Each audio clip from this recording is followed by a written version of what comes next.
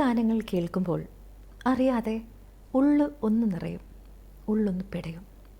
അത് ആ ഗാനങ്ങളിലെ വരികൾ, ആ സംഗീതം നമ്മുടെയൊക്കെ ഹൃദയത്തിൻ്റെ ഉള്ളറകളിൽ ജീവൻ വയ്ക്കുന്നത് കൊണ്ടല്ലേ?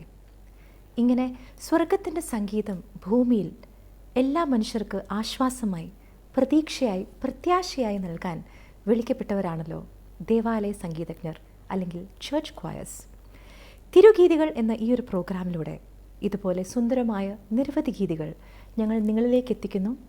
എറണാകുളം അങ്കമാലി അതിരൂപതയുടെ കീഴിലുള്ള സീക്രട്ട് മ്യൂസിക് ഡിപ്പാർട്ട്മെൻറ്റ് ഒരുക്കിയ സീക്രട്ട് മ്യൂസിക് കോൺടെസ്റ്റിൽ നിന്ന് തിരഞ്ഞെടുത്ത ചില നല്ല ഗീതികൾ.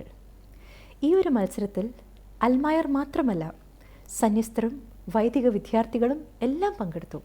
നമുക്ക് കേൾക്കാം എറണാകുളം അങ്കമാലി അതിരൂപതയുടെ ഗുരുകുലം സെമിനാരിയിൽ നിന്ന് ഈ ഒരു സുന്ദരഗീതം.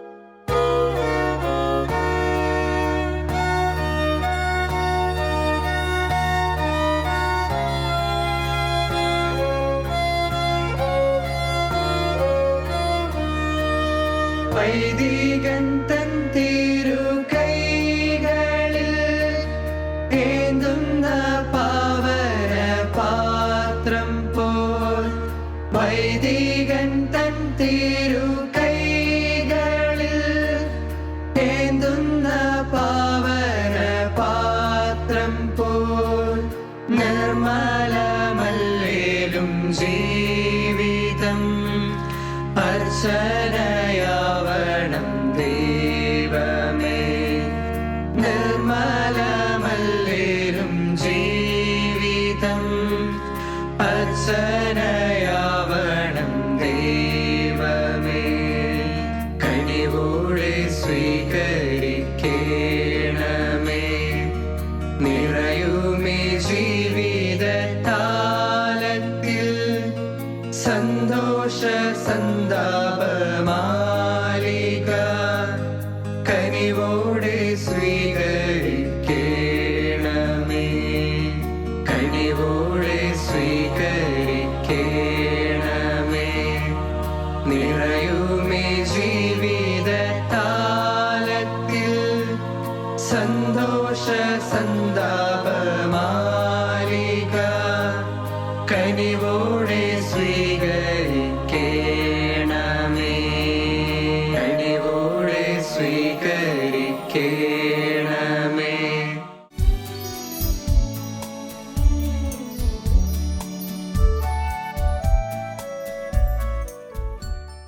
പ്രിയമുള്ളവരെ, അഭിഷേകത്തോടെ പാടുക എന്ന് പറഞ്ഞാൽ എന്താണ് അർത്ഥം? നമുക്ക് നൽകിയ സംഗീതമെന്ന കഴിവിനെ ദൈവം പരിശുദ്ധാത്മാവിലൂടെ ഒരു ആത്മീയ കഴിവായി, ദാനമായി മാറ്റുന്നു. ഒരു സ്പിരിച്വൽ ഗിഫ്റ്റായിട്ട് മാറ്റുന്നു. ഒരു കഴിവ് നമുക്ക് നൽകുന്നത് പോലെ ദൈവം നമുക്ക് നൽകുന്ന ഒരു കാര്യമല്ല അഭിഷേകം. Anointing is not something God gives you and me like a gift. അത് മനസ്സിലാക്കാൻ വിശുദ്ധിയുള്ള, വിശ്വസ്തതയുള്ള ഒരു ജീവിതം വേണം.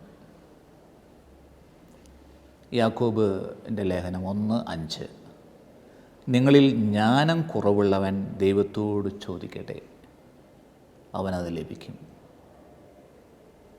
ദൈവം നൽകുന്ന ദാനമാണ്, ജ്ഞാനമാണ് ഈ അഭിഷേകം.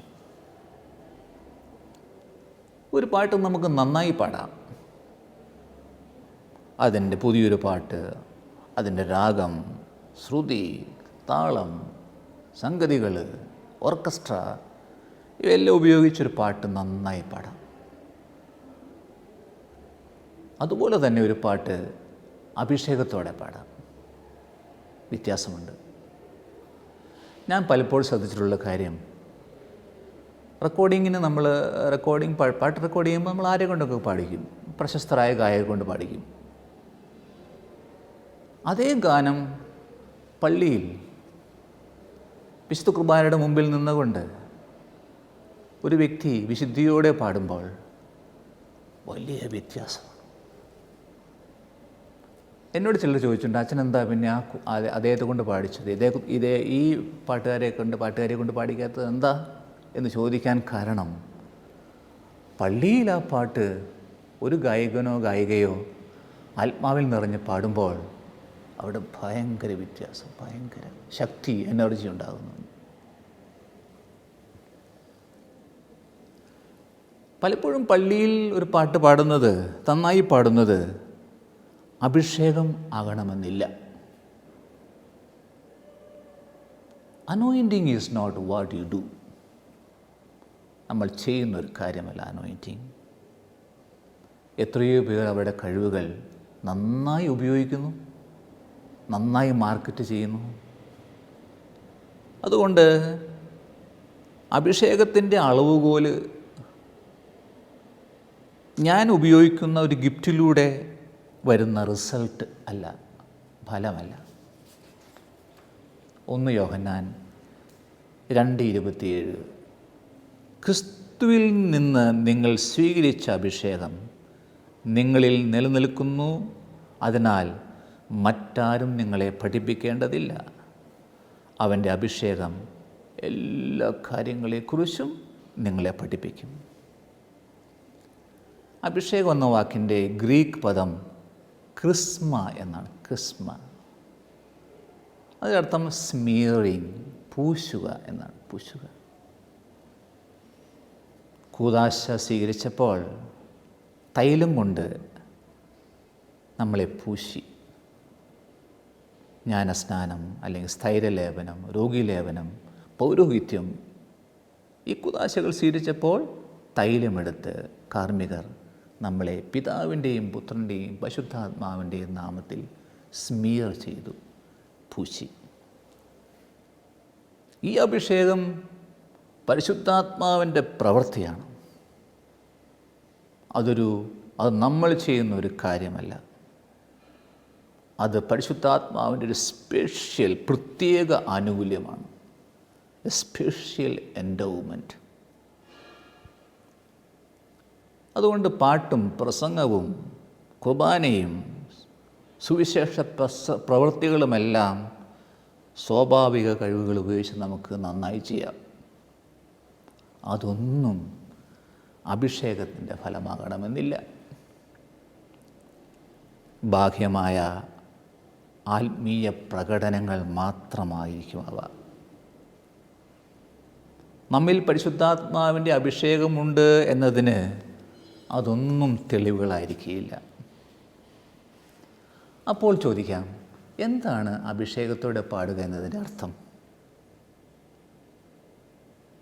ദൈവം നമുക്ക് നൽകിയ ഒരു കഴിവിനെ അവിടുന്ന് തൻ്റെ ശക്തിയാൽ നിറച്ചുപയോഗിക്കുന്നു. നമ്മുടെ ശക്തി ദൈവശക്തി കൊണ്ട് നിറയുന്നു. God takes the natural talent that He has given you and me and amplifies with His own power.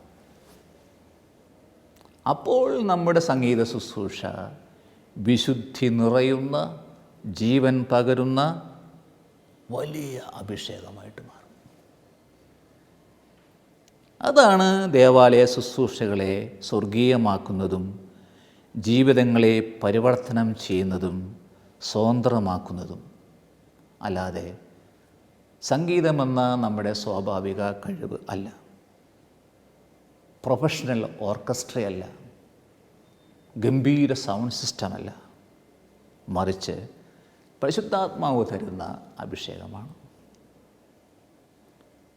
It is the anointing of the holy spirit that breaks the yoke. സൈന്യബലത്താൽ, സക്കറിയ പ്രവാചകൻ 4:6-7 സൈന്യബലത്താലേ അല്ല, കരബലത്താലുമല്ല, എൻ്റെ ആത്മാവിനാൽ. പള്ളിയിൽ പാടുന്ന പാട്ട് കേട്ട് ജീവിതത്തിൽ മാറ്റം വരുത്തിയ അനേകം പേരുണ്ട്, വിശുദ്ധരുണ്ട്. വിശുദ്ധ അഗസ്റ്റിൻ്റെ സാക്ഷ്യം ഞാൻ ആദ്യത്തെ എപ്പിസോഡുകളിൽ എവിടെയോ വായിച്ചിട്ടുണ്ട്. അതിവിടെ ഒന്നുകൂടി വായിക്കാം. എങ്ങനെ അഗസ്റ്റിൻ്റെ ജീവിതത്തിലെ അഭിഷേകം നിറഞ്ഞ ഗാനാലാപം മാറ്റിമറിച്ചു എന്ന് ഉള്ള സാക്ഷ്യം. ക്രമീകൃതമായ സാങ്കേതിക അടയാളങ്ങൾ ഉപയോഗിച്ച് അങ്ങയുടെ ദേവാലയങ്ങളിൽ മനോഹരമായി ആലപിച്ചിരുന്ന സ്തോത്രഗീതങ്ങളും സങ്കീർത്തനങ്ങളും എത്ര ആഴമായി എൻ്റെ ഹൃദയത്തിൽ പതിക്കുകയും ഹൃദയം തകർന്ന് വിലപിക്കുവാനിടയാവുകയും ചെയ്തിട്ടുണ്ട്. അവയുടെ സ്വരം എൻ്റെ കർണങ്ങളിൽ പതിക്കുകയും അവയിൽ അന്തർലീനമായിരിക്കുന്ന നിത്യസത്യങ്ങൾ എൻ്റെ ഹൃദയത്തിലേക്ക് അലിഞ്ഞു ചേരുകയും അവിടെ നിന്ന് ഭക്തവിചാരങ്ങൾ ഉദ്ഗമിച്ച് ബാഷ്പക്കണങ്ങളായി കവിഞ്ഞൊഴുകുകയും അവയിൽ എൻ്റെ ആനന്ദം കണ്ടെത്തുകയും ചെയ്തു. വലിയ അഭിഷേകത്തോടും വിശുദ്ധിയോടും കൂടി സംഗീത ശുശ്രൂഷ ചെയ്യുന്ന നിരവധി പേർ നമ്മുടെ കൂടെയുണ്ട്, നമ്മുടെ ഇടയിലുണ്ട്. അവരുടെ ഒരു ഷെയറിംഗ് ഒക്കെ ഈ പ്രോഗ്രാമിൽ ഉൾപ്പെടുത്തിയാൽ അത് വളരെ നന്നായിരിക്കും. അടുത്ത എപ്പിസോഡുകളിൽ എങ്ങനെയാണ് അഭിഷേകത്തിൽ വളരേണ്ടത് എന്നതിനെക്കുറിച്ച്, പ്രത്യേകിച്ച് സംഗീത ശുശ്രൂഷയിൽ അഭിഷേകത്തെക്കുറിച്ചാണ് കേട്ടോ ഞാൻ പറയുന്നത്, വളരേണ്ടത് എന്നതിനെക്കുറിച്ച് നമുക്ക് ചിന്തിക്കാം. Thank you.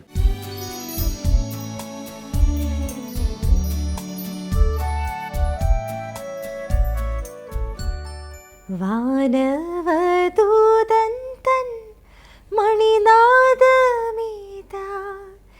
കേൾക്കുന്നു, പാടിടാം മേരി തൻ സ്തോത്രം.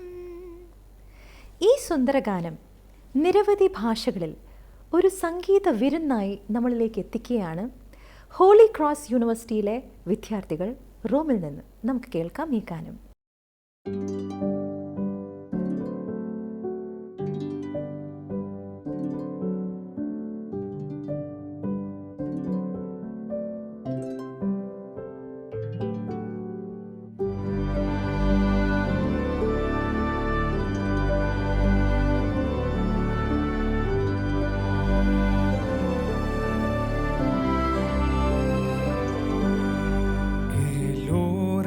Que pilla la squilla fedel, le note cinvia dell'ave del ciel. Ave, ave, ave Maria, ave, ave, ave Maria.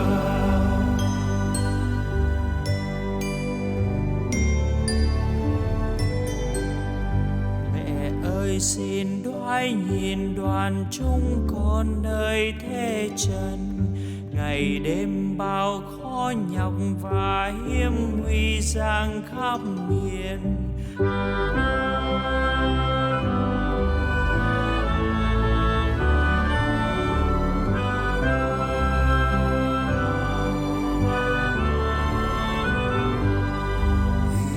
Immaculate Mary, your praises we sing.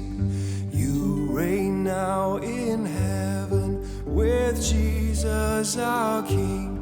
Ave, ave, ave Maria, ave, ave, ave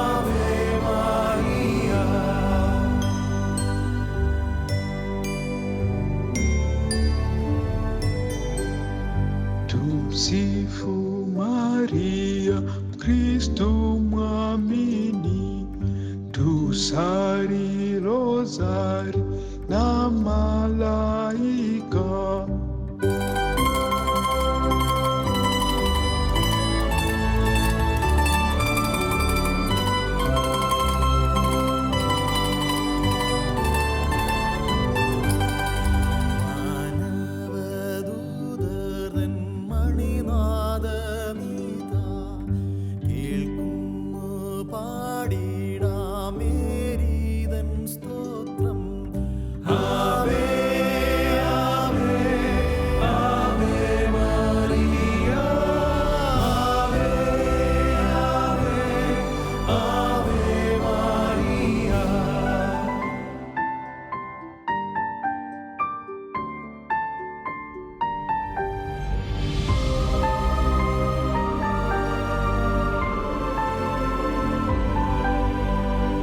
Cielo ha bajado la Madre de Dios, cantemos el ave a su concepción.